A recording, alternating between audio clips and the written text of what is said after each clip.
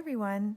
This month for August, I decided to use some stamps in my journal. So I have this, I'm going to go with the tropical theme, and I have this Kelly Creates tropical stamp set.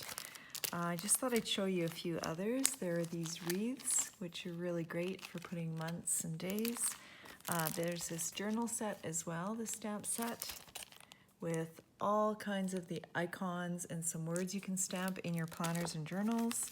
There's days of the week, months of the year, and there's this other wreath stamp set. There's lots of stamp sets in my collection, and I am going to show you how I will create this tropical August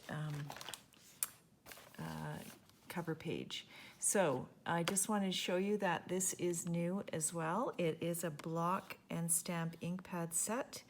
In my Kelly Creates online store, you get a gray ink pad, a black one. I'll be using the black one today, and the two ink blocks, so stamp blocks. So I have them right here, and they fit all the sizes of my stamps. And then here is the black ink pad that I'll be using.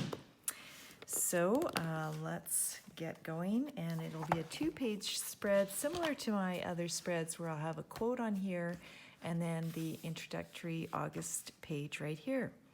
So I will fast forward this, and I will be using my Kelly Creates black fine liners in 08 and 01, and also my Kelly Creates Dream Pens.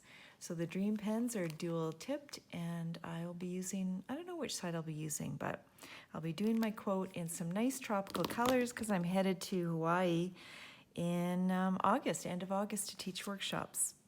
Okay, here we go.